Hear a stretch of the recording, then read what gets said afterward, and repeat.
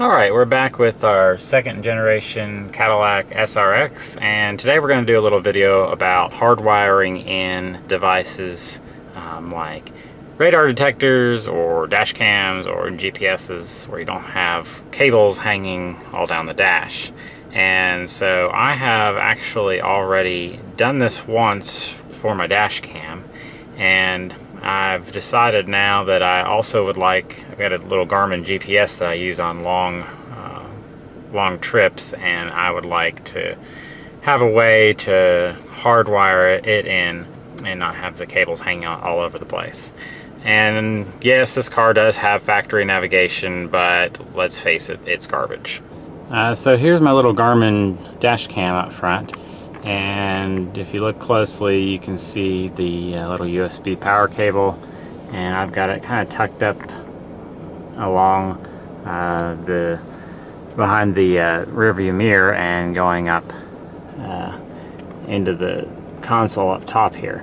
And so there's a lot of different ways that you can pick up power for devices like this.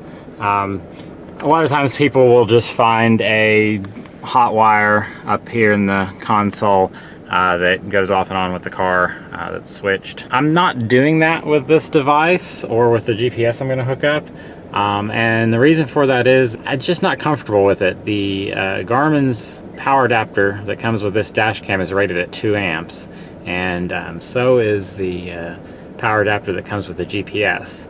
So that's quite a bit of power, and so I just don't like the idea of tapping into some random switched wire, because you don't really know what that wire is rated at and what the fuse is rated at and what else is on that circuit. So what I did with the dash cam here is I ran and picked up power from one of the power outlets in the car. And so we're going to talk about how to do that, and then that way you are actually tied into something that is designed to have that kind of a load on it and has its own fuse and is rated for the kind of devices we'll be plugging into it. So of course we do have a power outlet up front here, but when I originally started this project I didn't really want to get into tearing all this apart if I didn't have to.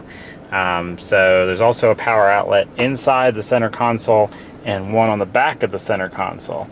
And so what I did was tied into the one on the back of the center console because it's fairly easy to get to, and we'll go into that now. Alright, so around back here is the back of the center console, which you can see down at the bottom does have a power outlet, and so that's where we're going to pick up power from. All you have to do is just pull right here. Just like that. And so around here on the other side you can see where I tapped into the power for the back of the outlet there, and basically just pulled the wire through the center console. Okay, so the way I did it is I just pulled the wires through the cavity here in the center console. It's pretty much empty down in there, and I just slid the wire up under the edge here of the center console, and just around front here pretty much use this edge here to tuck the wire up under, and routed it all the way. Pulled this black panel down here, which you can see there's just some little clips here. I believe I've got another video that shows how to pull that down, but it's really simple. And routed the wire across underneath that panel. And so now we're going to talk about the secret hiding place that really I think makes this a pretty neat installation, and just pulls everything together. We'll talk about in a minute how to route the wire up the pillar there to the center, to the console and the roof there, but let's talk about this little hiding spot for the chargers. So right here, and there is a cool little panel that pops off. So all you have to do is take this off and just pull right here, and that unclips. and there's a nice cavity down in here where you can store chargers. So here is the charger for the Garmin Dashcam, as well as the other end of that wire I fished through that has a power outlet on it. So there's plenty of room up here to stick one or more chargers, and that gives you easy access in case maybe a fuse were to blow on the charger, or you need to replace the charger, or something came unplugged. It's a great little spot. So let's take just a little bit of a closer view here. Once you unclip it, you can see that there are 3 clips, one here, and one down at the bottom. And it's kind of hinged in the back, so there's plenty of room back here to stick all kinds of stuff. So I purchased this little adapter here on Amazon. I'll put a link in the description below so that I can plug 2 chargers in. Now, originally I was just gonna cut this this plug off here and then cut the female connector off where I had wired it in, and just tie this in directly, because that's one less point of failure of this coming out of that other plug. But this honestly is so well made, and it stays plugged in so well that I think I'm just gonna just plug it into what's existing there. Yeah, so here's the socket that I had already installed in the car, and here's the little adapter I purchased. And guys, this is not like a sponsored post or anything. I just was impressed with this. So I mean, you can see it is not going to easily come out, and these sockets here are designed really well also. So I feel confident that that'll all stay together like that. And so now we have a separate, or an extra socket for the GPS. And you know, because of how easy it is to get in here, if one of these should wiggle loose, you know, no problem. But I've had the GPS, I'm sorry, the dash cam wired up like this for a couple of years now, and it's never presented a problem. So now let's talk about how to route the GPS wire up the pillar here. So this pillar is also really easy to remove. You just want to slip your fingers up behind this rubber seal and grasp it, and it snaps right off, and then pull it up this direction. And then you can see back here on the back there's a little clip that holds it in place, and I guess this is because we've got an airbag down here, so I'm guessing this is to keep this piece of trim from flying out. But you can see how it is connected there, so that little plastic piece needs to twist.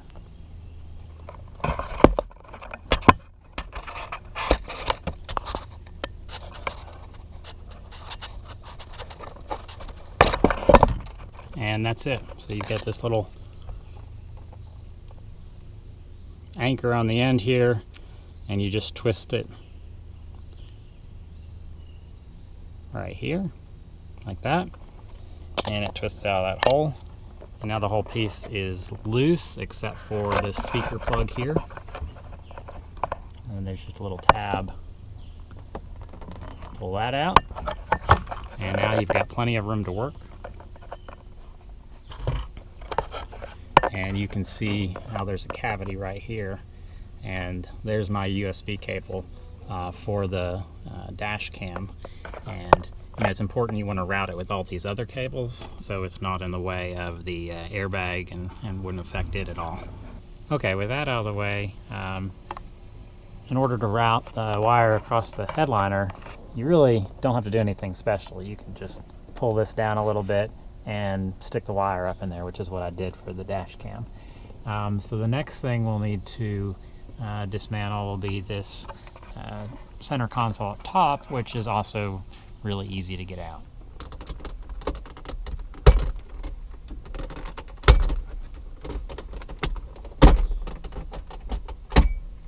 And that's it.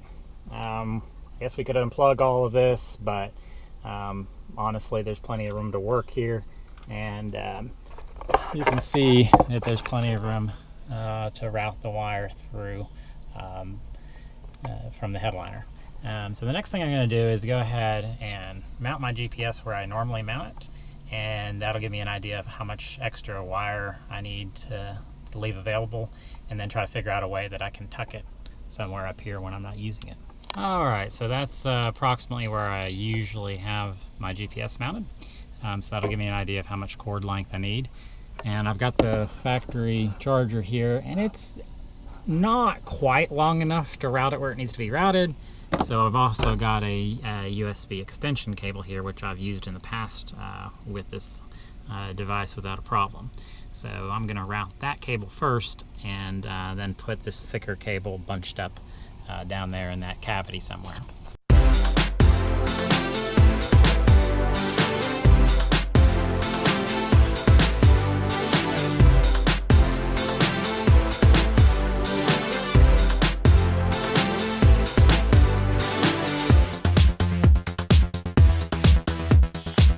Alright, so you can see I've got that routed with plenty of cable length, and so now we'll just tuck this up underneath here. First though, I'm going to put this back and make sure that it snaps into place okay.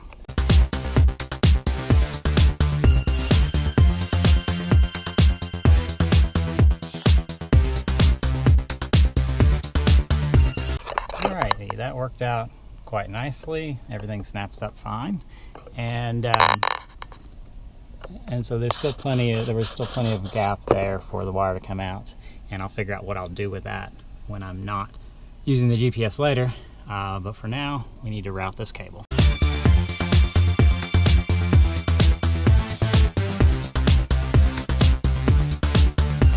So that gets us over here to this corner. And what's really cool, I don't know if there was some other wires that were an option on this vehicle or what, but there's plenty of room on these clips here to route extra wires. In fact, you can even pull these back and stick it in here.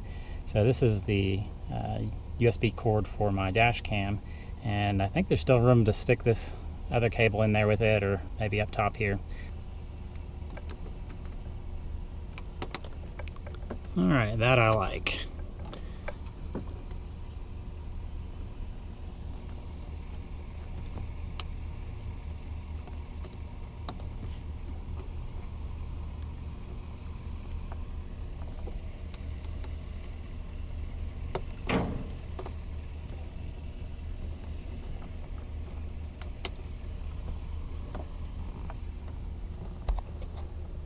Alright, so that's all bundled up nicely there and out of the way of the airbag. And so now we're ready to fish it down into this cavity here.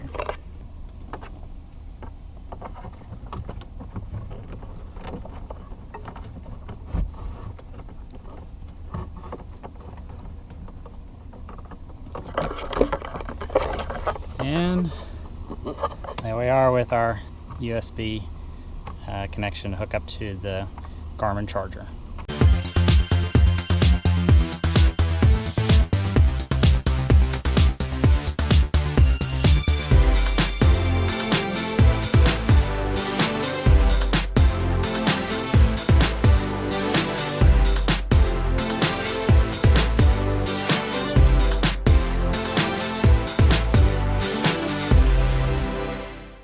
Alright, so you can see everything tucked up in there out of the way. No problem. And I suppose if I really wanted to, I could zip tie this up all nice and neat, but I really don't think it's going to hurt anything the way it is. So now all it's left to do is snap this into place and put back the piece of trim on the pillar.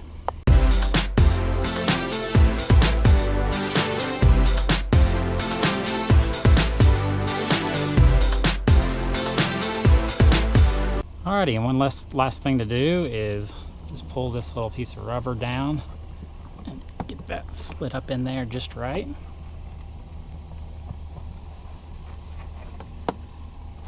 And that lets it slide into place.